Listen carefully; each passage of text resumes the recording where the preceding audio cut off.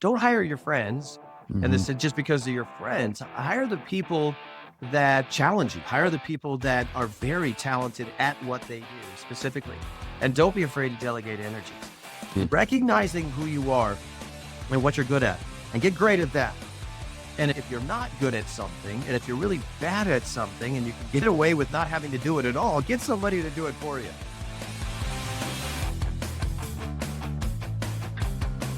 Hey, everybody, welcome back for another episode of What's Next. This show is geared perfectly for all of you athletes who are trying to figure out what the hell do I do next, which was the premise of the show.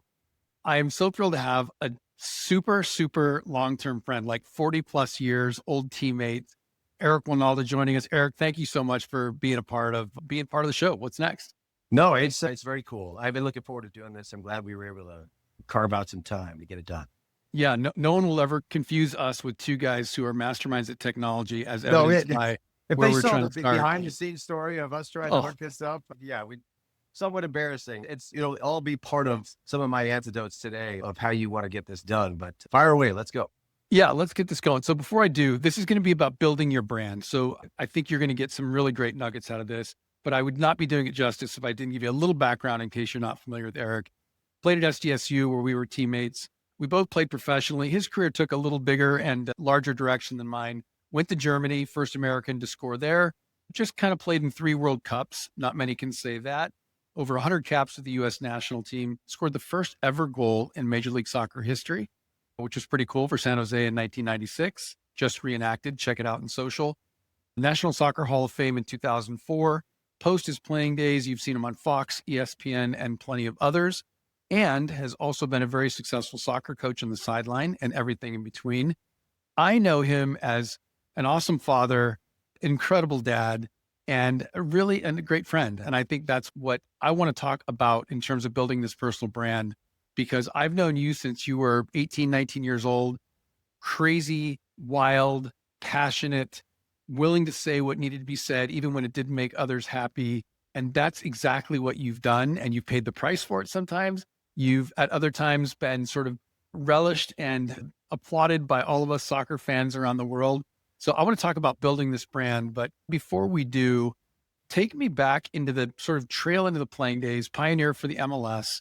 And as things are winding down and you've got to find what's next in your career, what was it like to leave the game, leave the pitch, and suddenly get on the other end of either the camera or coaching or business? Right. I'll tell you, that for me was actually, I'm far more fortunate than most in that regard because it happened so quickly. And still to this day, a very good friend of mine, Michael Cohen, was my first call. The way it worked for me is I was trying desperately to play in the 4th World Cup. Thought I had a chance of being a part of that team. Bruce Arena was a coach. And he told me, he said, hey, Wynalda, if 5 or 6 guys get hurt, you got a shot at making the roster. And then I ended up getting hurt, and he called me back and said, I wasn't talking about you getting hurt.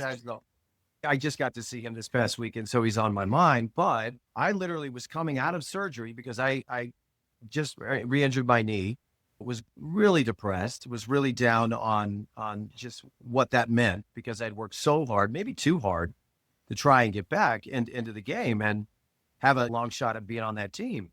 And as it turned out, Michael Cohen, who was working for ESPN and Major League Soccer as a part of the starting point of all of that stuff, called me and says, hey, do you have any interest in getting into the commentary? We're looking for some possibilities here with the World Cup, and you're our guy. And I remember yelling at him saying, are you serious? I just got out of surgery and you guys are already calling. I was mad about it. I didn't realize that it was an unbelievable opportunity presenting itself, and I almost screwed it up right out of the gates. But that was just all of the drugs I was on coming out of surgery. But called him back and I said, all right, what does this mean? And well, how do we do this? I've never done it before. I've only been on, I've gotten interviewed before. And he says, no, you'll be fine. You'll be a natural. And I said, well, why did you guys come after me? And he said, well, you had a chance of making the team. So you know the team, you know the game, you played at an extremely high level. You played in a couple of these. And on the analytical side, you're going to be extremely helpful, but you're also, from what we understand, willing to say what needs to be said in your way. And I said, well, I don't know if you guys are ready for that, because I might say that this game sucks. And we'll try not to say that, was always me.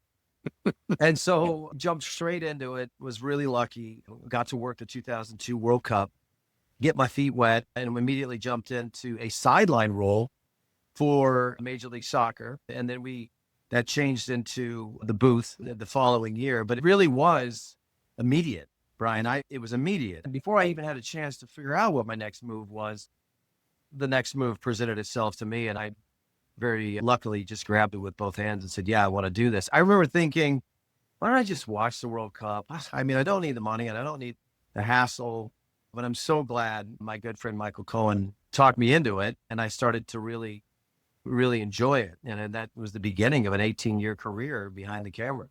Do you think, I do like the word luck, which there's a lot of controversy with that. I do think you have to be who you are and where you are, and your willingness to say, no, I'm going to say this game sucks. And that could actually, and probably has flown out of your mouth a few times, which wouldn't surprise me.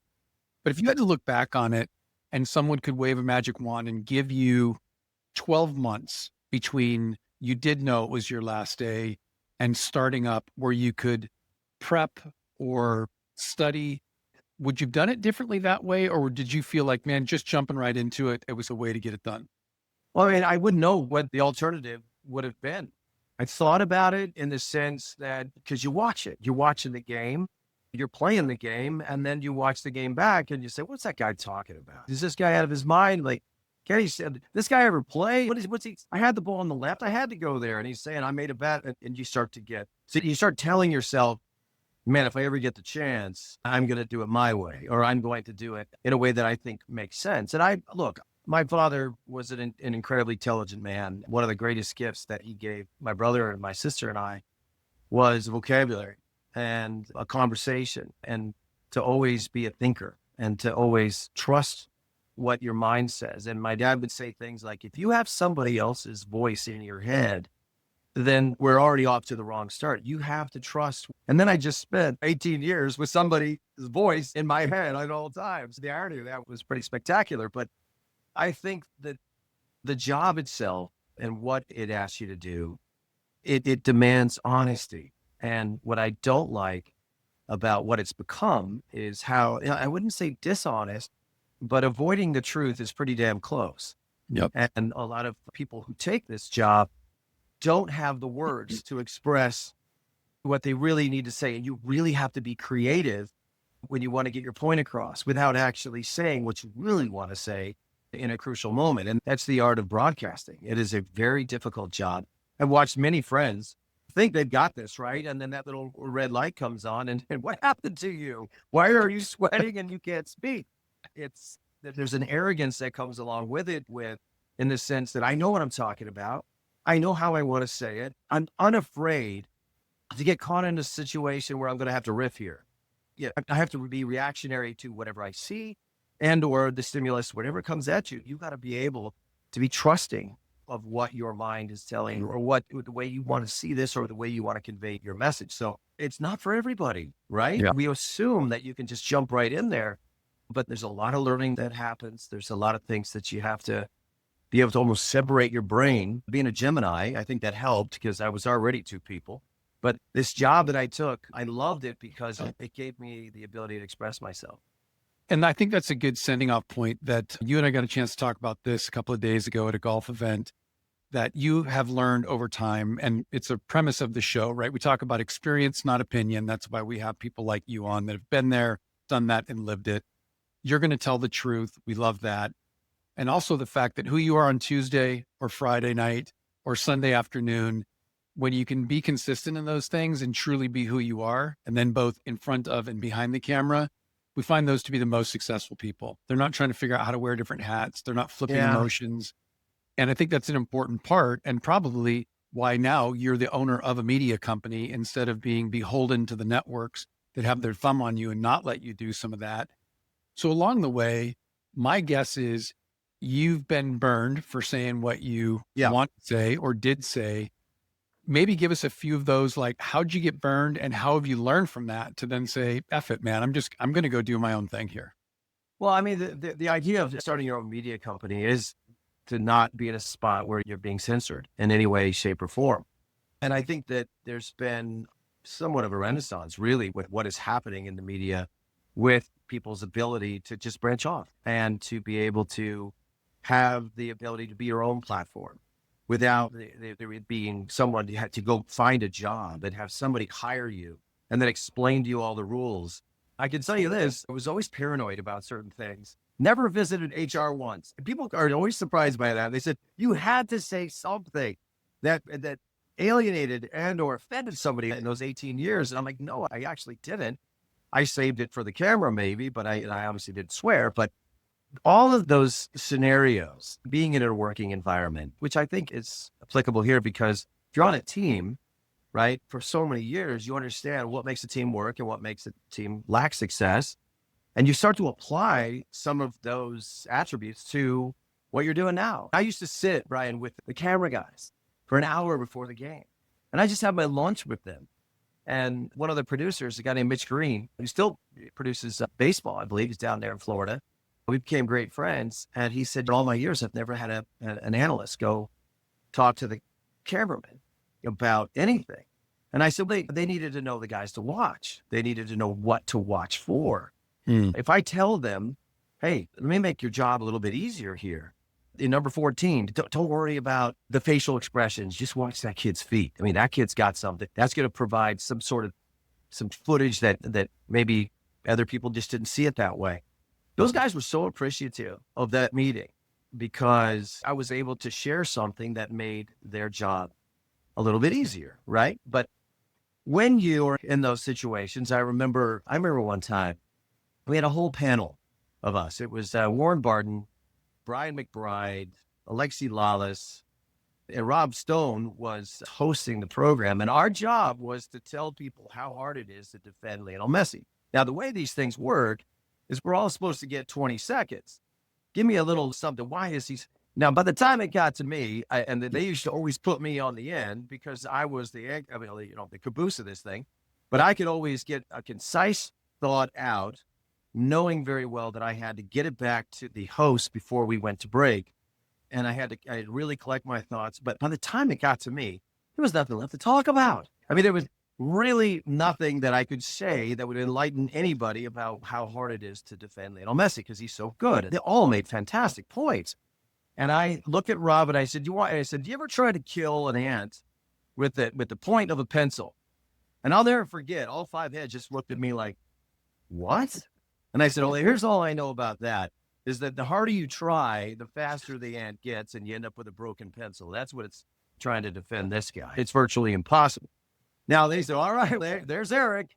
A guy came out of the studio on this is live TV, and said, we might need to do that again because you talked about killing ants. And that's really not something that we'd like to say to the audience, Eric. We have animal rights to worry about. And I went, it's an insect. Those kind of things, when you try to be creative or you try to say something that's just a little bit off the cuff or just a little different or something that's going to just maybe give some form of entertainment in a creative way. And sometimes that stuff is just really looked at as, hey, stick to the script. And I just was never that guy. And I got in trouble for that. I got in a situation where my boss just said, all right, can we just not talk about killing animals when we're on? I said, for the last time, it was an ant.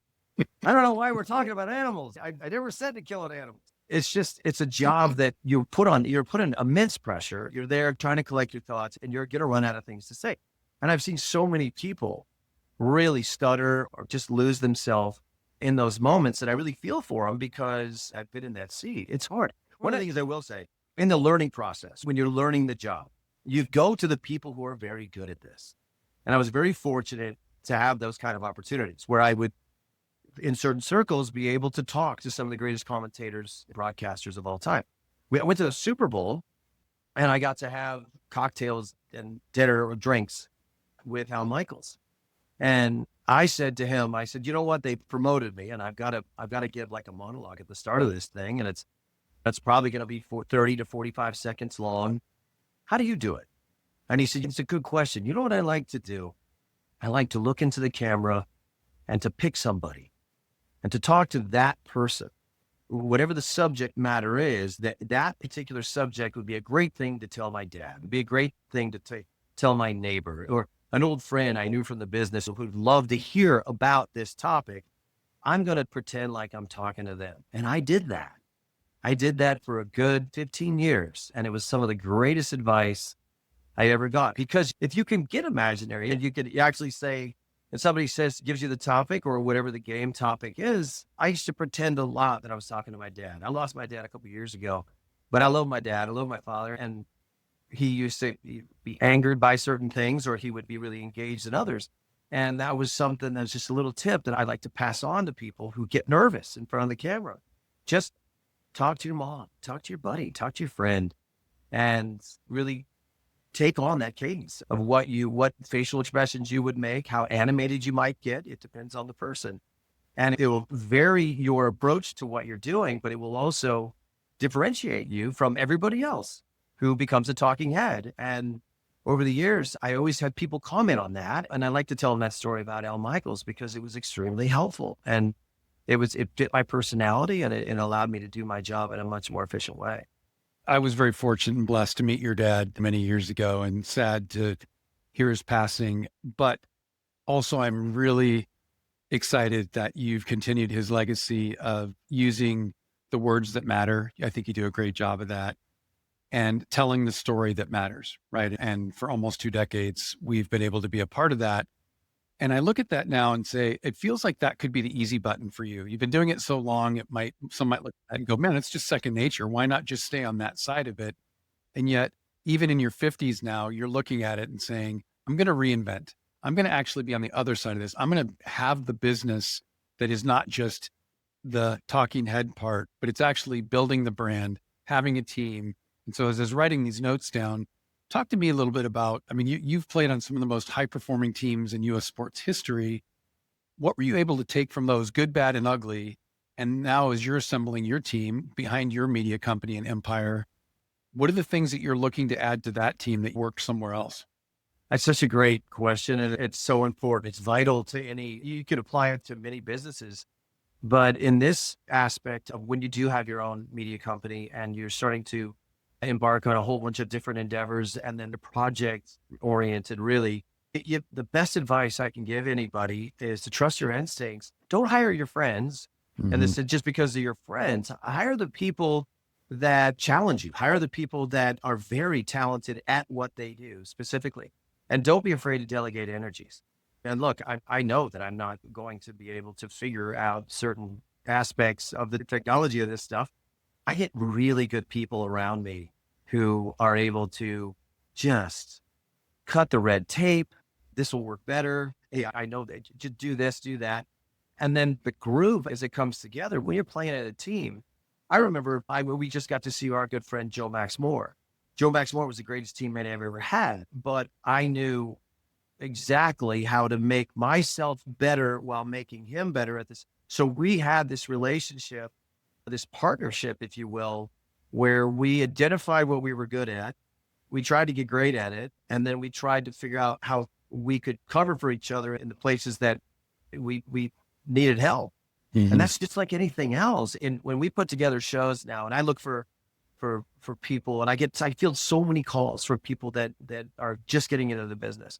And I have some really cool friends who are just getting into this. And I love it when they ask for advice. And I love to see them start to do this job and to do it better and to trust themselves and to trust their personalities and let them come out. Michael LaHood, for example, is a kid that you'll see on CBS. I think he was starting out there in Austin, and we started going back and forth. And I remember text messaging him right in the middle of a show and saying, dude, smile. Come on, you're too damn serious. And they went to commercial, they came back, and damn it, if he wasn't smiling the whole time, and then I had to text him back, so like a little bit too much. All right. You got to but I think the best thing you learn about being in a team, and I think you and I played in one of the greatest teams that could have ever been. And we can name those guys off, what their attributes were, what they could do, what they couldn't do. Timmy Parker was a left back that he could probably open a can of peas with that left foot, but don't pass it to his right because this is not going to go well. We had Kurt Lewis, who, God, I don't think we realized how good he was, but his character and the way that he was able to just be so good in moments that mattered because he had nerves of steel. And we had a guy like Eric Drab, who was the calming influence. We had Gerardo Jimenez, who was my roommate, right? And was always giving me that little piece of, it was always a little shake off. It was like just when I was about to act up, no, we're not going to do it. But those are just a couple of guys that that we will remember. And the craziness of Chris Keenan. Chris Keenan came to us from Indiana. And this was a great example of teamwork. He was a number 10, Bryan. Remember, he came to us. Yep. He was supposed to be the guy that passed the ball. Then we're going to get the assist. After about 3 or 4 games, he said, this isn't working. We need to fix it. I got to change my position to be more of a defensive-minded guy and more of the orchestrator of how this looks. And he did that. And we went all the way to a national championship game because of it. Mm-hmm. Recognizing who you are and what you're good at, and get great at that. And if you're not good at something, and if you're really bad at something and you can get away with not having to do it at all, get somebody to do it for you. That's literally the way I go about business with this stuff. It's such a great insight, and it sounds like a no shit moment, but I can't tell you how many athletes I get to talk to who are in this journey of starting a business and for some reason have bought into the lie that you've got to be a jack of all trades. You've got to be able to do every job. You can't lead people unless you know what their job is. And to that, I just say it's bullshit, because we've had guest after It's a waste guest. of time. Yeah, world-class. He's really good at that. performers. Just let him do his job, stay out of his way. That's Man, right. I like it. I like it when people treat me that way. Let me do my thing. No, but Yeah. go ahead and continue. No, I mean, look, I'm probably a goalkeeper by DNA for a reason, right? I love structure, organization. I like when things are in front of me. And I know at the end of the day, I've always dreamed about being a goal scorer. I'm not creative enough to really do that, but yet you've got that creative style, that influence, the energy that it takes to do that, and would probably be bored to death if you were sitting in goal. And No, I I think couldn't that's what handle makes that. a team what it is. I couldn't handle center field either. I tried to play baseball. They put me out there. I made everything a diving catch, drove my coach absolutely batshit crazy because everything had to be a diving spectacular catch. And he was like, come on, just fundamentally keep it simple. But going back to what you said about the jack of all trades, I don't understand that either. I do think that sometimes people's personalities, their personality traits, their type A or whatever it is that they feel this need, sometimes it's their upbringing. And when they've been told for so long that this is how you do it, there's no other way to do it, there's 100 ways to do it and to do it well. But it really is about finding that sweet spot where you can walk into a room with your colleagues. And let's say, because we're going to do a show tomorrow on Goals TV that I'm producing, that's my little baby. The studio will be set. I know that Kitty will be waiting for me. He'll have everything ready. And then we'll get to a point where, is it scripted? No, it's not. Is there bullet points that I need? I don't need all of that. And trust me, when you tell somebody that, okay, do we have a teleprompter? Yes. You've just put a lot of work onto somebody that now we have a teleprompter and we have to have text. And now somebody has to move that text. When I was able to say to our camera guys, like, hey guys, bullet points, man, just keep me moving. And I need a clock and I need a bullet point. And they go like this. Wow, great. And it makes you more likable, right? To be able to understand what you're good at, do what you do it your way. But honestly, if you are the guy or the woman who needs the script and can't do it any other way, write the script yourself. That's got to be something that happens. When I was working at Fox, Bryan, I remember a couple of things. I remember when the entire truck went down in the Champions League final at the Bernabeu in Madrid, and I was hosting the program. We had no ability to really give anybody everything that was pre-produced. We had pre-produced the show, and you might as well just taken the rundown and thrown it.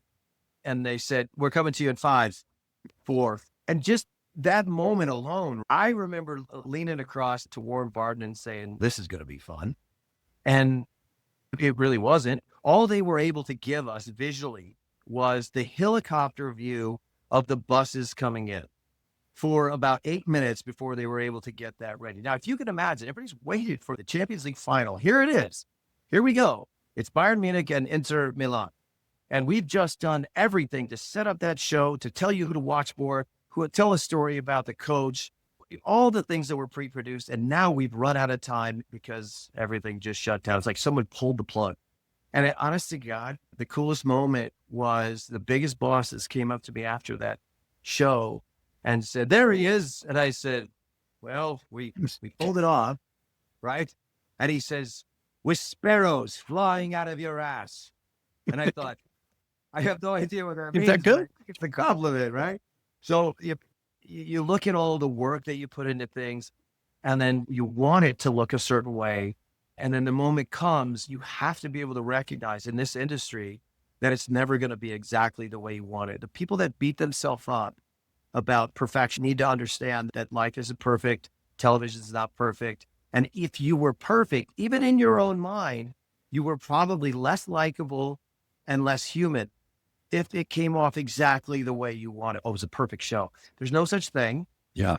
And being likable and being able to roll with it actually is a connector as far as the audience is concerned. So never be afraid of that in this industry.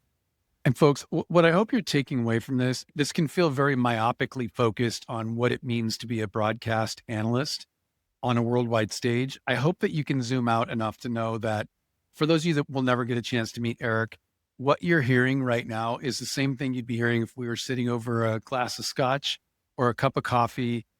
That's why these things work, right? So in the whole spirit of building a personal brand, if Eric had spent however many years trying to be an organized perfectionist, only saying the right things, violating principles from his dad, et cetera, in that 8-minute moment where Champions League final, we're throwing it over to you, it just wouldn't have happened and it would have been an absolute flop. But because you'd been doing that just organically and using that superpower, folks, that's what I'm hoping that you're hearing, that whether you're 5 years from retiring from your pro sport endeavor or leaving your law firm to start your own, it's never too early to start cultivating the Right. kind of who you are so that when you get there, you don't have to wonder where that freaking hat is. That's not me. Right. And Eric's Right. telling you real life stories on a global stage where it still works and sparrows fly out of your ass. Yeah, right. The thing, and with all the while, right, in this job that I'm doing fairly well, getting paid handsomely to do it, still had a bug up my ass to coach the entire time.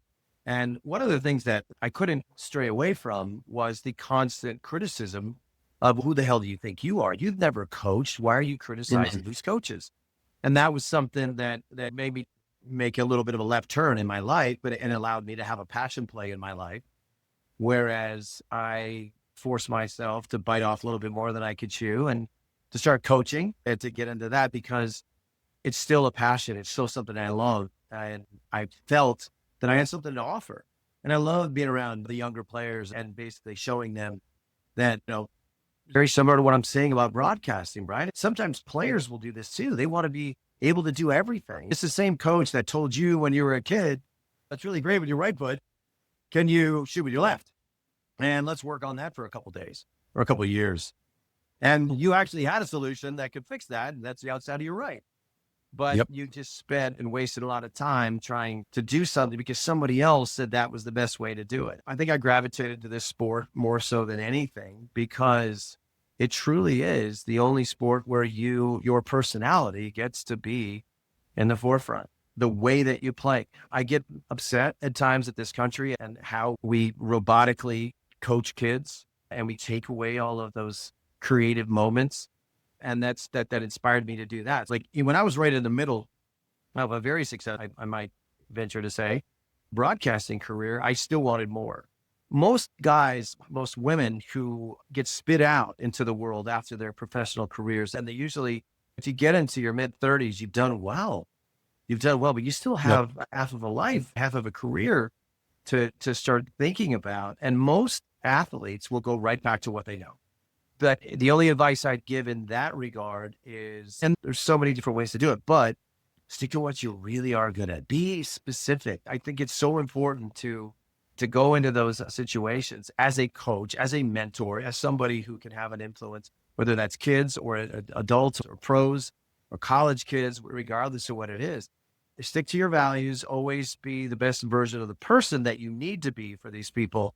But if you really, truly love it, if you really, truly love playing the game or being involved in the game, don't punish yourself and not do that. Don't feel like I got to go learn how to do real estate. Damn it. But you still have the ability to have a passion play.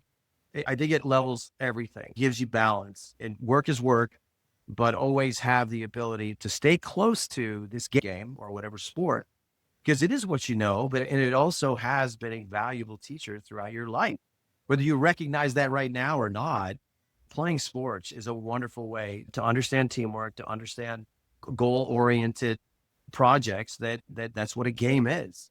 I get so upset about this country right now because everybody's like, oh, it's about development. What are we developing? Come on, we're trying to win here. Yeah, it's going to be our next episode because everything from pro rel to player development, we can talk probably for 5 more episodes about that. Yeah. But I do want to say, folks, as I'm a note taker here, the thing I'm learning and just getting reaffirmed is, again, going back to your personal brand, stick close to who you are, emphasize those strengths, surround yourself with people just like you did for probably an entire playing career with really high performers who are best at what they do, and the good things will follow. And as evidenced by Eric playing in the 90, 94, 98 World Cup and let you know that in 2002 got the analyst job. But in reality, he was trying to make the 2002 team because he never stopped wanting to be better. And thus, here you are in your career, starting a media company. Who in the hell does that in their 50s? You do, which is awesome, because you weren't satisfied. If you were satisfied, you'd mail it in, you'd take your easy job that you've done for the last 20 years. But yet the what next for you is, there's bigger and better where I can be more of myself. I can show off superpower to others. But I mean, look, you know me, I have 6 children. When we started this thing, you started talking to me as I am a dad. First and foremost, if you asked me to define me, I would say I'm a dad. I'm a father of 6. I got 4 girls and 2 boys and a dog. To be, mid 50s and say, hey, I want to do this on my own. I want to start my own media company. One, I'm recognizing an opportunity. There really, truly is an opportunity there. I wouldn't have done it unless I saw something that was actually I was going to be able to financially benefit from, also to continue to do what I love. Right. So, I mean, we're going to come out with a show next week where it's just different. It's just not something, maybe they might not like it. Maybe they will. I don't know. I love throwing stuff at the wall and seeing what sticks. But if I like it and I enjoy it, I'm going to keep doing it. It's the best advice I ever got in my whole life, believe it or not, was from my oldest child, Brooke, when I was doing the job as a broadcaster and I got a job offer. I was in the car. I was driving her to school, Bryan. Like, she was a senior in high school. I usually really value that time in the 8-minute car ride for us to say, hey, how's it going? Like, talk to me. And usually she would do all the talking, believe it or not. And I always cherish those moments. But the phone rang and I didn't answer it. And she says, well, who is that? And I said, I don't know who that is. That's why I didn't answer it. And it called again. She goes, come on, answer it. Let's see who it is. So I answered the phone. It was Andy Smith, who was the GM and president of the Atlanta Silverbacks in the second ASL. And we spoke for about 5 minutes and he offered me the job. Well, I'm going to give you the job. My owner wants you. You don't even need to interview. We want you. And I said, I'm really honored, but I'm going to have to pass. Too much going on. And I'm really sorry to say it, but I'm pretty happy where I am right now. So thanks, but no thanks, buddy. I said, I got to go. I hung up the phone. My daughter looked at me and goes, let me get this straight. All you do is bitch and moan about somebody else getting the job. Somebody actually calls you, no interview, and offers you the position and you saying no. I don't get you. And she gets up and she starts to walk away. And I was sitting in the car, thinking a second. Actually, I couldn't even get out. I mean, it's so weird how the world works. Like, I couldn't get out because there was other cars coming. She turns on a heel, comes back, says, roll the window down. So I roll the window down and I said, what? And she goes, what advice do you give me, Dad? It's time that you take your own advice. And I said, what's that? She goes, do what you love and love what you do. You do want to do that. And you would love that. Look at how much you've done with this academy kids. Give those guys a job. Call him back. Call him back. And I said, are you sure? If I say yes, and she goes, we're a family. We'll figure it out. Dad, this one's for you. Go, do it. Do what you love what you do. And I called him back and I said, okay, what does all this mean? And we started the conversation. I took the job on an interim basis. I could not do it permanently, but this is all true to all the things that we're talking about, Bryan. I was building a business for them. I had to go in there and be the fixer. They had won 3 games in 2 years. They were the worst team in professional soccer in the United States at that moment. And I basically took it upon myself to watch every game that I could, learn as much as I could before I got there, showed up, played a game, played another game, fired 14 guys, brought in 9 guys, and we won the league. And we went from being the worst team to the best team, and we won the league. And what ended up happening at the end of the year was 8 of those guys ended up to progress their careers. They went to other teams that would pay them much more than we were able to pay them. I hired a coach, Brian Haynes. After evaluating the team, for about a month, I was trying to figure out who's the best coach. It's not going to be me. I get it. I have to go back and do my thing. I was actually commuting for the Champions League from Atlanta. Think about that. I Wow. mean, this is the way it worked. I had to play the game on Saturday, fly to Europe on Sunday, do the Tuesday, Wednesday schedule, right, for the Champions League, get on the first plane out and come back and train with my team on Thursday and Friday so we could have another game on Saturday. And I did that for several months. But going back to Bryan Haynes, I had just run into him, a Trinidadian, Tobagan, great little accent, the way he talks and everything. And he never lets me call him African American because I'm not African American. I'm not American. So what are you going to call me? Everybody's trying to be so politically correct. And I said, I'm just going to call you Bryan. We okay with that? I mean, just Bryan Haynes. That's who you are. He was the perfect fit for that team. It was perfect. He identified with those boys. He got the most out of them. And everybody said, well, you must be so proud of this. All of this. And I kept thinking to myself, the proudest I was of the decision I made is to hand the reins to Bryan Haynes and to be able to have the knowledge and experience to know that he was the right guy. Not me. People let their ego get in the way and they want to get credit and all that stuff. No, he was the right guy. He was perfect for that team.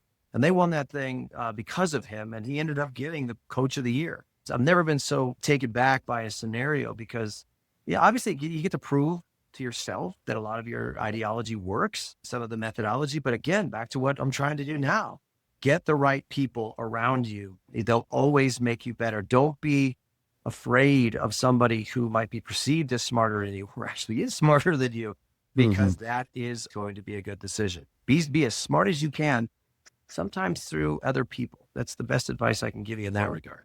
Well, I can think of no better way to wrap the show, especially around building a brand, which is being true to who you are, clearly surrounding yourself with awesome people. You've got tons of experiences doing that, and we could probably go on for another couple hours with real life experience where that has happened. My good friend, thank you for agreeing on very short notice to jump on the show, for fighting through technology with me. It's like one of those running jokes. What happens when you put a forward and a goalkeeper and computer together? Probably not good things are going to happen, but something gets broken usually. So today's a success story, but it's always great to talk to you. You have been somewhat of a mentor to me. I remember you walking when we were in college. I was like, why is Bryan Finnerty carrying a briefcase? You were ready. You meant business from the start. I've always appreciated that. I will never be that guy. I'm a black t-shirt and jeans guy, but I've always appreciated our friendship and your knowledge and your drive, not just to do things right, not to do things in a way that makes sense, but in a successful way. There's so many people that can learn from you. Oh, well, I appreciate it. And thank you for being part of that journey. And again, most importantly, for just being a great friend. I mean, it's been awesome to spend time with you over the years where sometimes we go a few without seeing each other and then we'll see each other 3 times in a week. Let's not let that happen anymore. We're getting too old. We got to make sure we keep seeing each other's face every once in a while, and we have to do it. Well, folks, if you've loved the show, certainly like I have, I just feel like a participant here. Or think about somebody who needs to hear this, right? They may be in this spot in their career where they're wondering what's next. Send the show to them. I think we get more referrals that way than any other way. And subscribe, do those things so we can bring on great guests like Eric. But brother, thank you so much. I really appreciate you, and best of luck in the media venture. It's going to be awesome because you're building the brand that who you are. So thanks for joining us on What's Next.